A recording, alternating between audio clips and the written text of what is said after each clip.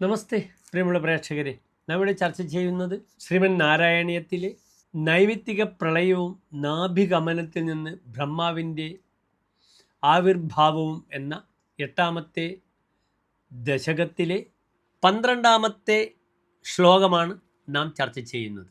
സംഭുല്ലപത്രേ നിതരാം വിചിത്രേ തസ്മിൻ ഭവദ്വീര്യധൃതേ സരോജേ സ പത്മജാവിധിരാവിരാസീത് സ്വയം പ്രബുദ്ധാഖിലവേദരാശി. ഇനി പ്രസ്തുത ശ്ലോകത്തിൻ്റെ പദച്ഛേദം ശ്രദ്ധിക്കുക.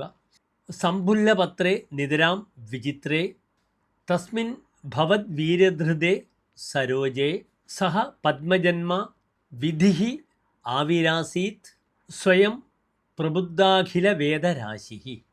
ഇനി പ്രസ്തുത ശ്ലോകത്തിൻ്റെ അന്വയമാണ് നാം ചർച്ച ചെയ്യുന്നത്. ശ്രദ്ധിക്കുക.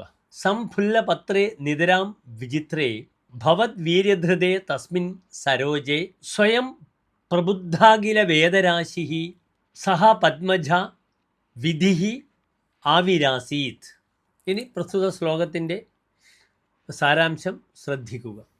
വിടർന്ന ദളങ്ങളോടുകൂടി ഭഗവാന്റെ മാഹാത്മ്യത്താൽ സ്ഥിതി ചെയ്ത ആ താമരപ്പൂവിൽ സ്വയം പ്രകാശിച്ച സർവവേദങ്ങളോടുകൂടിയവനും പത്മസംഭവനെന്ന് പേരോടുകൂടിയ വിധാതാവ് പ്രത്യക്ഷനായി ഭവിച്ചു. നമസ്തേ.